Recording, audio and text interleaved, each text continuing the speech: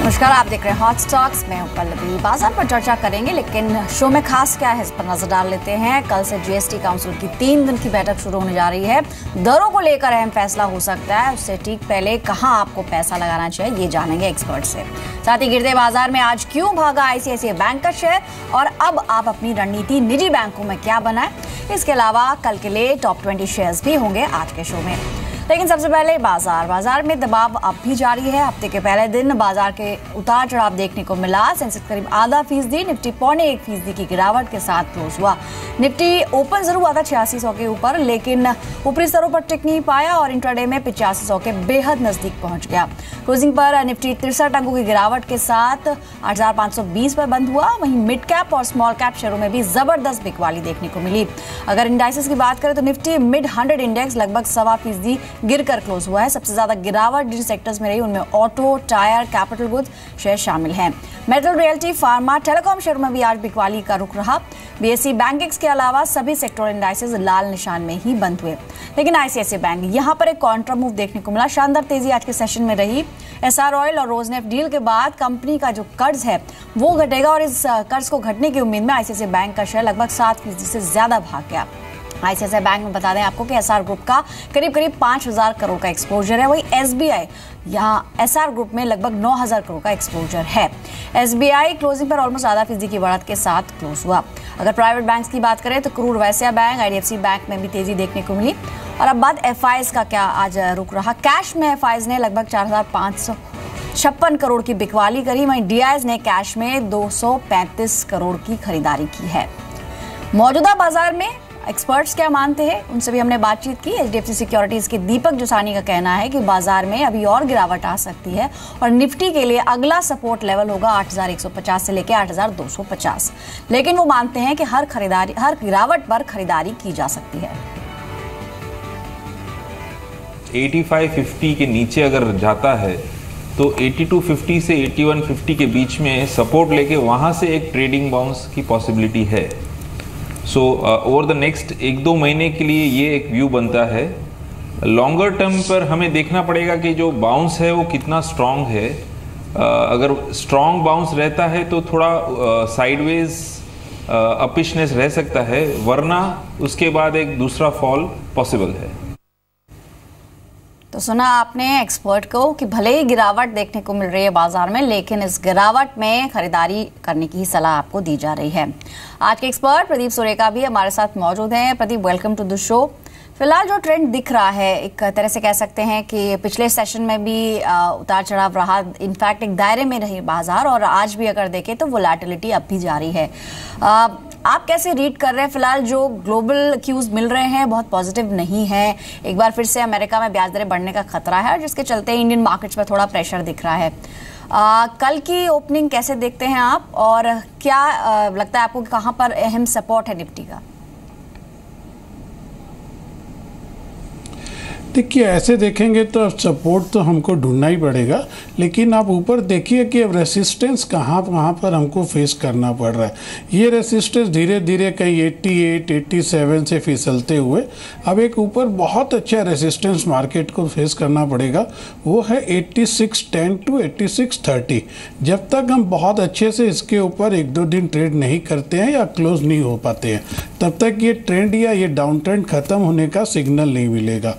रहा सवाल कि हम नीचे कितना जा सकते हैं या अब अहम सपोर्ट कहाँ पे आता है, तो आज अगर आप देखोगे तो हम जहाँ पे क्लोज हुए हैं ये करीब हम 3 महीने की ऑलमोस्ट 3 महीने के क्लोजिंग के आसपास में आ चुके हैं। मेरे हिसाब से एक बहुत अच्छा सपोर्ट जो बन रहा है, जहाँ से मैं ये नहीं बोल रहा हूँ कि ये सपोर्ट टूटेगा नहीं या ये सपोर्ट बरकरार रह जाएगा। ये वो एक सपोर्ट के आसपास से बाजार के बाउंस लेने की उम्मीद कर सकते हैं, जिसका मैं आपके शो पे आज सुबह 12:30 बजे भी जिक्र कर रहा था। वो एक बहुत अच्छा लेवल है 8490 का।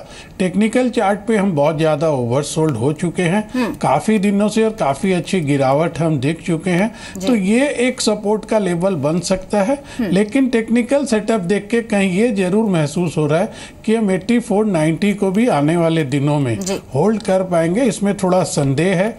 यहाँ से बाउंस लेकर के ऊपर जो मैंने कहा 86 तक बाजार एक चेष्टा करेगा, और अगर इस सपोर्ट को होल्ड नहीं कर पाते हैं, जहाँ के नज़दीक हम बहुत खड़े हैं, जस्ट 20 पॉइंट दूर है, तो ये सपोर्ट टूटने के बाद हमको कहीं भी पल्लवी 8420 के आसपास की बात करनी पड़ सकती है। चलिए अब शुरुआत करेंगे दर्शकों के सवाल लेने की, और इस वक्त हमारे साथ फोन लाइन पर राम निहोरे जी हैं, हाजीपुर से इन्होंने सवाल भेजा है। नमस्कार राम जी, पूछिए क्या सवाल है आपका। हेलो। हाँ नमस्कार सर, अपना सवाल पूछें। हाँ मैंने 55 से 50 शेयर खरीदा था 153 के बाद में। ओके। तो मीडियम टर्म इन्वेस्टर हुआ, अब इसको मैं क्या करूँ? ओके, आपने जी मीडियम टर्म से मतलब आप 6 महीने तक रुक पाएंगे इसमें? फिलहाल तो काफी नुकसान हो रहा है आपको। जी, 6 महीने तक में। ठीक ऑलराइट। 6 महीने साल भर में रुक। जी चलिए बने रहे फोन लाइन पर। प्रदीप जी, जैसे इन्होंने बताया 153 की इनकी बाइंग है और ऑलमोस्ट 6 मंथ से ये होल्ड करना चाह रहे हैं। आज के सेशन में गिरावट रही है और ओवरऑल देखा जाए तो इन्हें लगभग 30 रुपए प्रति शेयर का नुकसान हो रहा है। अगले 6 महीने में क्या ट्रेंड देख रहे हैं आप शक्ति पंप्स के अंदर? देखिए 156 की ये बाइंग बता रहे हैं, लेकिन मैं टेक्निकल चार्ट पे जो देख रहा हूँ पल्लवी, कहीं भी मेरे को 156 का भाव तो नज़र ही नहीं आ रहा है। मैं अगर 2000 के आसपास का भी देखता हूँ, इसमें अगर कोई कॉरपोरेट एडजस्टमेंट हुआ होगा तो अलग बात है, नहीं तो 140 145 के ऊपर के भाव नज़र नहीं आ रहे हैं। तो या तो इनको कहीं भरम है कि इनकी खरीद का इनके पास सही रिपोर्ट नहीं है, और अगर कोई कॉरपोरेट एडजस्टमेंट हुआ होगा तो वो मुझको भी मालूम नहीं है, तो मैं बहुत टिप्पणी नहीं कर पाऊंगा। लेकिन जहां तक मैं अभी के टेक्निकल सेटअप की बात कर लूं तो इस स्टॉक में 125 के आसपास एक बहुत अच्छा टॉप बना है। उस टॉप के बाद से जो स्टॉक गिर रहा है उसमें इस स्टॉक को 110 के आसपास रुकना चाहिए था, लेकिन आज की गिरावट में ये उसको भी होल्ड नहीं कर पाया। तो मेरे को लगता है कि अब ये गिरावट इसके अंदर और थोड़ी गहरी होगी और ये स्टॉक कहीं भी एक बार 100 और 95 के बीच में जाके एक सपोर्ट लेने की चेष्टा कर सकता है। तो उतना अगर आप में बर्दाश्त है, आप अपना होमवर्क फिर से कर लीजिए, उतना बर्दाश्त है तब तो इस स्टॉक में बने रहिए। लेकिन मैं ऊपर यही कह सकता हूँ कि दोबारा से ये स्टॉक जब तक 120 125 के ऊपर नहीं निकलता है तब तक इसमें कोई तेजी की उम्मीद नहीं करनी चाहिए। उम्मीद कर सकते हैं 100 और 95 के बीच में एक अच्छा बॉटम दिखलाई दे रहा है, शायद वहां पर ये स्टॉक जा करके अपने आप को संभालने की चेष्टा कर ले। जी, तो आज के सेशन में भी दिन के निचले स्तरों पर क्लोज हुआ है। 125 का स्तर अगर ये पार करता है तो इसमें कोई तेजी आ सकती है। अगले दर्शक है हमारे साथ फोन लाइन पर सुवीन जमशेदपुर से। नमस्कार सुवीन जी, पूछिए क्या सवाल है आपका। सुवीन जी नमस्कार, अपना सवाल पूछें। हाँ नमस्कार। 40 सेल्स है मेरे पास, उसको शिफ्ट करना चाह रहे हैं हम किसी में। कोई शेयर जो आपके दिमाग में हो कि यहाँ से निकल के कहाँ जाए, और आपकी खरीद किस भाव पर है? बैंक में चाह रहे थे। प्रदीप जी से पूछना था कि बैंकिंग में क्या है, गवर्नमेंट बैंकिंग, SBI या।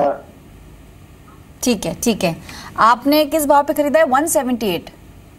जी 5 साल से मेरे पोर्टफोलियो में 5 साल से 40 पड़ा हुआ है। Okay alright. प्रदीप जी, बड़ी इंटरेस्टिंग बात है कि 178 पे इन्होंने खरीदा, और अगर आज की हम क्लोजिंग देखें तो 178 के आसपास, यानी 5 साल से इन्होंने होल्ड किया हुआ है। अब क्या सलाह रहेगी आपकी, अगर ये फार्मा से निकल के अगर ये बैंक्स में शिफ्ट होना चाहें, कोई शेयर जो आपके जहन में हो और आप इन्हें सजेस्ट करना चाहें? देखिए 5 साल में पड़ा हुआ भी है, और मैं जैसा इसका टेक्निकल चार्ट देख रहा हूँ कहीं ना कहीं स्टॉक में 2 या 3 बार 190 और 200 का अटेम्प्ट किया था। वहाँ पे इनको प्रॉफिट बुक करनी चाहिए थी, नहीं किया, नीचे गिर रहा था तो कहीं निकलना चाहिए था। खैर इस तरीके की गलती जनरली हो जाती है, और अब भाव के आसपास इनको बेचैनी हो रही है जो स्वाभाविक भी है। तो आप अगर इससे स्विच ओवर करना चाहते हैं तो कर लीजिए, क्योंकि फर्मा शेयर कोई बहुत अच्छा चल नहीं रहे हैं, और ये वैसे फर्मा के अंदर नहीं है, ये एक अलग ही तरीके का बिजनेस है। अगर आप यहाँ से निकलना चाहते हो, जैसा आपकी खुद की इच्छा है बैंकिंग में जाने की, तो देखिए मैं कोई पर्टिकुलर स्टॉक तो बोल नहीं सकता हूँ, क्योंकि बहुत सी ज़्यादा सेवी गाइडलाइंस के अंदर में हमको रहना पड़ता है। तो मैं इतना ही कह सकता हूँ कि पब्लिक सेक्टर बैंक के अंदर में मैं थोड़ा सा बुलिश हूँ। हो सकता है अभी करेक्शन में ये स्टॉक और थोड़े से नीचे गिर सकते हैं, लेकिन दोबारा अगर बाजार सुधरता है तो पब्लिक सेक्टर बैंक एक ऐसा सेक्टर नज़र आ रहा है जहाँ पे आप 2 पैसा बना सकेंगे। आपने पब्लिक सेक्टर बैंक्स की बात की, ऐसे में आईसीआईसीआई बैंक का नाम लेना ज़रूरी है, इनफैक्ट सॉरी एसबीआई का नाम लेना ज़रूरी है। साथ ही आईसीआईसीआई बैंक का, जैसे शुरुआत में हमने कहा, रैप अप जब हम बता रहे थे कि आज के सेशन में लगभग 7% तक की बढ़त आईसीआईसीआई बैंक में देखने को मिली है और इसके पीछे वजह भी है। ये जो डील अनाउंस हुई थी ओवर द वीकेंड, उसका एक रिएक्शन हमने आज स्टॉक पर देखा और जिस तरह का एक्सपोजर है एसआर ग्रुप का इन सभी बैंकों का इस एसआर ग्रुप के अंदर, और क्योंकि आज मैनेजमेंट ने भी खुद कहा है कि इस डील के बाद जो कर्ज है लगभग आधा हो जाएगा, तो एक बहुत बड़ा ट्रिगर है ये। आईसीआईसीआई बैंक पर इन स्तरों पर क्या करना चाहिए, साथ ही एसबीआई पर आपका आउटलुक क्या है प्रदीप जी? देखिए, आप प्राइवेट सेक्टर में भी जा सकते हैं। इस खबर पे आज आईसीआईसीआई ने बहुत अच्छा रिएक्शन भी दिया है और हमको ये भी समझना चाहिए कि आईसीआईसीआई बैंक एक बहुत अच्छा सपोर्ट भी कहीं मेंटेन कर रहा था 238 और 240 के आसपास, ठीक वहीं से लौटा और 252 का रेसिस्टेंस उसने आज क्रॉस करके 260 का एक हाई भी लगाया। लेकिन आईसीआईसीआई बैंक की अगर बात करें तो ऊपर कहीं भी 280 के आसपास एक रेसिस्टेंस भी फेस करना पड़ सकता है। अगर इनके पास पूंजी है और ये 2 सेक्टर में बदलना चाहते हैं तो प्राइवेट सेक्टर में भी अपने पैसे को थोड़ा सा लगा सकते हैं। देखिए, ये जो रिपोर्ट आज आई है पल्लवी, हम लोग को थोड़ा ये समझना पड़ेगा, बाजार कई बार रिएक्ट कर जाता है ज़्यादा, लेकिन अभी ये पैसे आएंगे, फिर मैनेजमेंट किस कंपनी के अंदर किस बैंक को कितना पैसा देगा, उनके ऊपर ग्लोबल मार्केट में भी बहुत कर्जा है। हाँ, ये जरूर है कि आईसीआईसीआई बैंक को कुछ पैसे जरूर मिलने चाहिए और शायद मिलेंगे भी। तो जिस समय ये डील की वैल्यू के बाद में जब ये क्लियर होगा या जितना आज मार्केट एक्सपेक्ट कर रहा है उतना पैसा अगर आईसीआईसीआई बैंक को नहीं मिला तो उस दिन इसके लुढ़कने में भी बहुत बड़ी बात हो जाएगी। तो केवल आप इस खबर के ऊपर में आईसीआईसीआई बैंक में मत जाइए। हाँ, आईसीआईसीआई बैंक एक अच्छा इन्वेस्टमेंट पिक है, 238 240 का बहुत अच्छा सपोर्ट भी है। इस बात को भी अलग करते हैं तो भी आईसीआईसीआई बैंक में भी आप जा सकते हैं। इनफैक्ट पिछला भी आप रिकॉर्ड देखें और वन बना रहे हैं अगर आप, तो एक करेक्शन का वेट कर सकते हैं। हालांकि आज एसआर शिपिंग में स्ट्रॉन्ग मूव देखने को मिला और ऑलमोस्ट अपर सर्किट पर स्टॉक क्लोज अप 20% की तेजी के साथ। लेकिन चलिए, कुछ और दर्शक हैं हमारे साथ। संजय परमार हैं, मुंबई से जुड़े हैं। संजय जी नमस्कार, पूछिए क्या सवाल है आपका। संजय, आप सुन पा रहे हैं? चलिए, एसएमएस के जरिए भी सवाल इन्होंने भेजा है और संजय पूछना चाह रहे हैं उगर शुगर पर सवाल। इनके पास ऑलमोस्ट 3000 शेयर्स जो कि 58 के लेवल्स पर इन्होंने लिए हुए हैं, 58 पे खरीदा है, 40 पर आ चुका है। इनफैक्ट शुगर स्टॉक्स हमेशा से ही थोड़ा वॉलेटाइल रहते हैं और इनकी खरीद कितनी पुरानी है ये इसमें मेंशन नहीं है, लेकिन फिलहाल शुगर स्टॉक्स में और इन पर्टिकुलरली उगर शुगर की बात करें तो क्या सलाह रहेगी आपकी? आज के सेशन में ऑलमोस्ट 4% की कमजोरी के साथ स्टॉक क्लोज हुआ है। देखिए, कुछ आदमी का होमवर्क कमज़ोर हो जाता है, कुछ आदमी की किस्मत भी साथ नहीं देती है।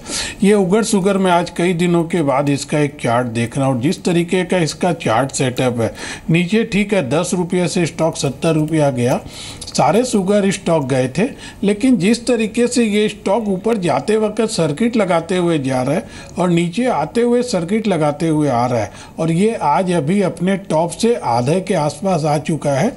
अगर आप देखोगे पल्लवी तो कोई भी शुगर स्टॉक अभी अपने टॉप से आधा नहीं हुआ है। तो यहाँ इनको थोड़ा ये मानना पड़ेगा कि इनका निर्णय भी गलत हो गया और किस्मत ने भी धोखा दे दिया। आपको शुगर सेक्टर में ही रहना है तो किसी भी उछाल में इस स्टॉक से निकल जाइए और दोबारा से शुगर सेक्टर में ही जाना है तो किसी और अच्छे मोमेंटम में चले जाइए। लेकिन मैं यही कहूँगा कि एक बार शुगर सेक्टर के टॉप के आसपास सारा स्टॉक है, ठीक है, इनमें बहुत गिरावट भी नहीं आएगी, लेकिन जितनी खबरें आनी थी वो इसके अंदर में आ चुकी है। अब यहाँ से शुगर के प्राइस बहुत बढ़ेंगे तो गवर्नमेंट का कोई ना कोई इस पर रेगुलेशन आ जाएगा। जैसा आज की ताज़ा खबर बता रहा हूँ कि दिल्ली में कहीं 43 रुपये के भाव की हल्ला आया और एकदम सेंट्रल गवर्नमेंट और दिल्ली गवर्नमेंट सबने ये कह दिया दिल्ली में जमाखोरी हो रही है, चेकिंग करो, बाहरी प्रदेशों को कहा गया चीनी में सप्लाई दो। तो आप शुगर से निकल जाइए, किसी और सेक्टर में चले जाइए। तो अगर लंबा निवेश करने का आप सोच रहे हैं तो शुगर स्टॉक्स का जो चुनाव होता है वो थोड़ा आप रिसर्च के बाद करें, और जैसा कि खुद एक्सपर्ट ने कहा कि इंट्राडे के लिहाज से इनफैक्ट अगर कोई तेजी आपको दिखती है तो निकल सकते हैं, लेकिन इंट्राडे के लिए हम चुनिंदा 20 स्टॉक्स लेकर आते हैं, आपको बताते हैं कि कहां पर आप अगले दिन निवेश कर सकते हैं। और अब टॉप 20 में सबसे पहला जो स्टॉक है यानी कल जहां पर आपको नजर रखनी है वो है हैवेल्स का। यहां पर खरीदारी की सलाह है। Q2 में मुनाफा 30% से ज्यादा बढ़ने का अनुमान है ईयरली बेसिस पर।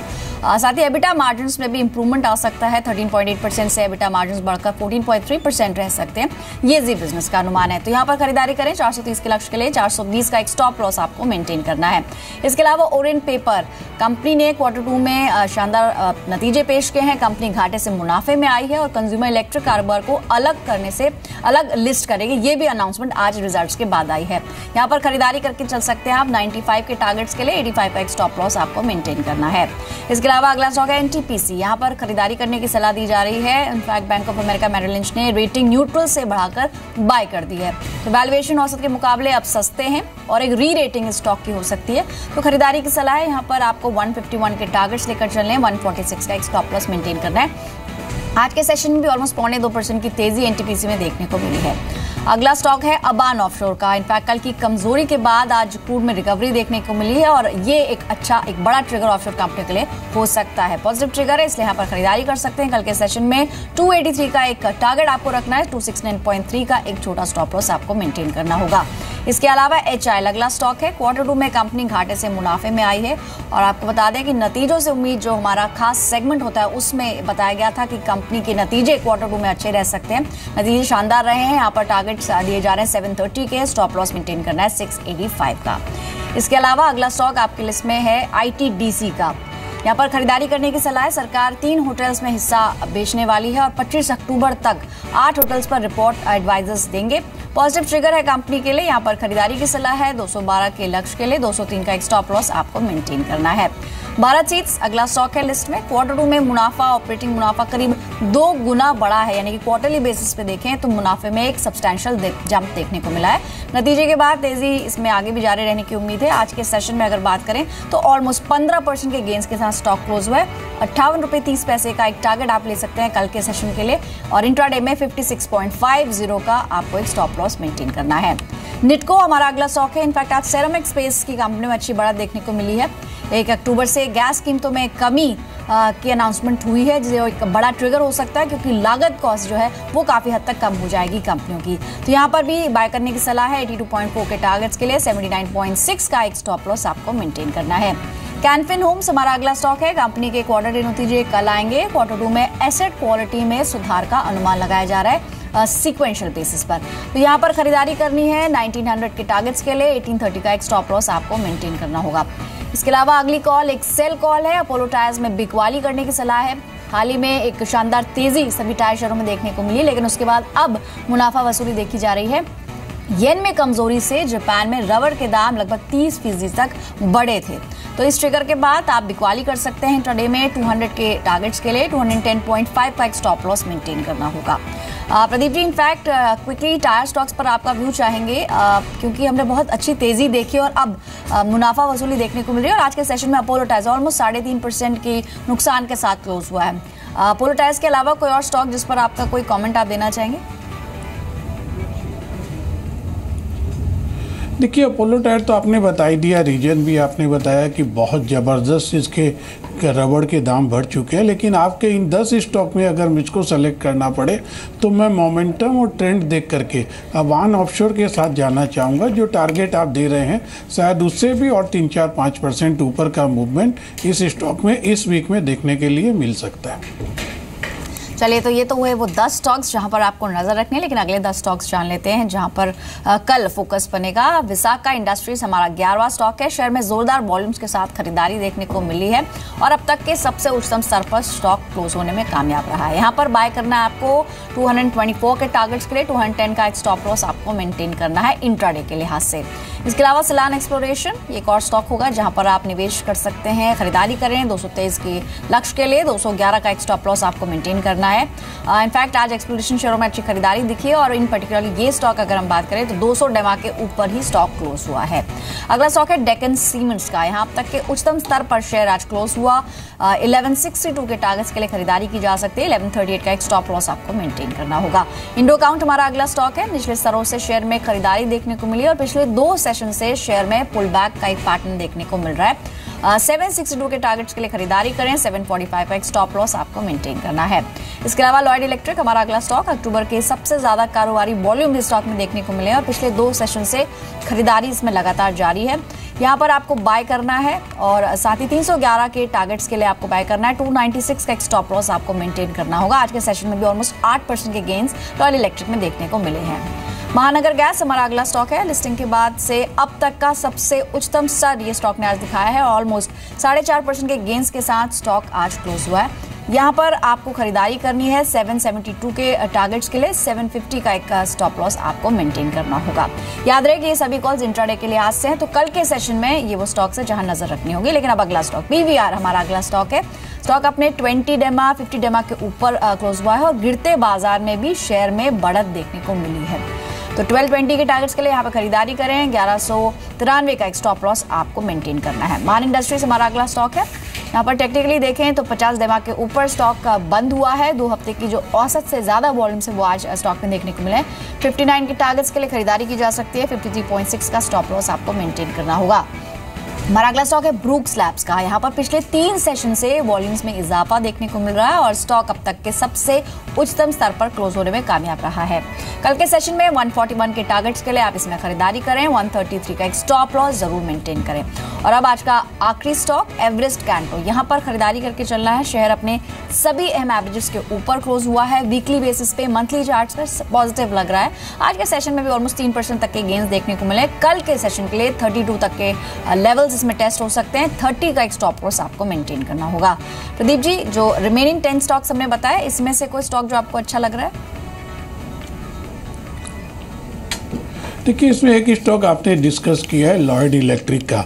इस पे पिछले कुछ दिनों में हमने भी एक बाई रिकमेंड कर रखा है 275-80 के आसपास। हमारा ये एक इन्वेस्टमेंट कॉल है, टारगेट थोड़ा सा ऊपर है और आज इस तरीके का एक अच्छा कंसोलिडेशन स्टॉक में 275 से 290 के बीच में होने के बाद आज इसमें जो क्लोजिंग आई और जो इसका मोमेंटम है ये बता रहा है कि अब स्टॉक टेक ऑफ ले चुका है और शायद अच्छा मूवमेंट इसमें मिलेगा। तो हमारी बाई कवरेज है, ये मैं डिस्क्लोजर दे सकता हूँ और शॉर्ट टर्म में भी अच्छा पैसा बनेगा और इन्वेस्टमेंट के लिए भी ये स्टॉक आने वाले दिनों में अच्छा रिटर्न देगा। इनफैक्ट लगातार कोशिश हमारी ये रहती है कि ऐसे स्टॉक्स आपको बताएं जहां पर आप अच्छा रिटर्न कमा सकें। तो आपको बताते हैं वो कौन से स्टॉक्स थे जो आज आपको रेकमेंड किए गए थे। सुबह 7:30 बजे फास्ट 50 हमारे शो में लॉयल इलेक्ट्रिक आपको बताया गया था और शेयर ने इंट्राडे में करीब 7% का रिटर्न दिया है। दिन के उच्चतम स्तर पर स्टॉक आज क्लोज हुआ है।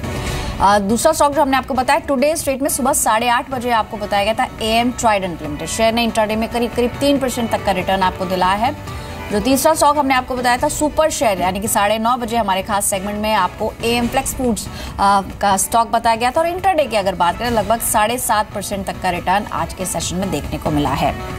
तो ये वो स्टॉक्स हैं जहां पर आज के दिन आपने मुनाफा कमाया और कल कहां नजर रखनी है वो भी हमने आपको बताया है।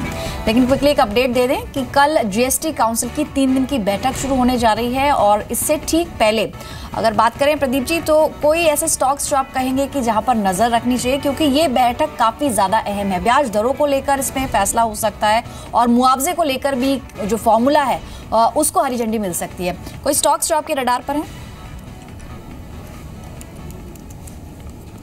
देखिए, इनमें हम लोग बार बार यही बात कर रहे हैं, जब थोड़ी सी भी GST की बात होती है तो लॉजिस्टिक शेयर की बात होती है। तो मेरे को लगता है कि अभी इस व्यू के ऊपर में कि कल मीटिंग है और कोई आउटकम आ जाएगा और कल ही ये शेयर दौड़ पड़ेंगे तो एक थोड़ा बहुत रिएक्शन जरूर हो सकता है। लेकिन जब तक पूरी GST की पिक्चर क्लियर नहीं होती है और आपका लंबा नज़रिया नहीं है तब तक इन स्टॉक में एक ट्रेडिंग बाउंस के लिए ही आप खेल सकते हैं। तो मेरे हिसाब से कल जो भी लॉजिस्टिक के शेयर है जैसे गति है, स्नोमैन है, अल कार्गो है, इन पे आप एक बार मीटिंग का क्या आउटकम आता है तो शॉर्ट टर्म के लिए पोजीशन ले सकते हैं। तो बहुत कुछ अभी आना बाकी है, लेकिन अगर रिकमेंडेशंस की बात करें तो जो चीफ इकोनॉमिक एडवाइजर हैं उन्होंने जीएसटी के लिए स्टैंडर्ड रेट 17 से 18% का रखा है, जबकि जो मिनिमम रेट है वो 12% है और अधिकतम 40% रेट रखने की सिफारिश की गई है। तो देखना होगा कल की बैठक में क्या नतीजा आता है, और 3 दिन की ये बैठक है, कल से लेके 20 तारीख तक की रहेगी। अहम इस पर जो अनाउंसमेंट्स होंगे उस पर हमारी नजर लगातार बनी रहेगी, और ये भी आपको बताएंगे कि कौन से स्टॉक्स पर आप अपनी नजर बनाए रखें। फिलहाल हॉट स्टॉक्स में इतना ही। प्रदीप जी, कोई डिस्क्लोजर आपकी तरफ से? देखिए, जितने भी स्टॉक पे आपसे डिस्कस करता हूँ उसी लाइन पे अपने क्लाइंट से भी डिस्कस करता हूँ। एक डिस्क्लोजर मैंने दे दिया, जो लॉयड इलेक्ट्रिक हमारी बाई रिपोर्ट है, तो वो मेरे क्लाइंट के पोर्टफोलियो में जरूर हो सकता है।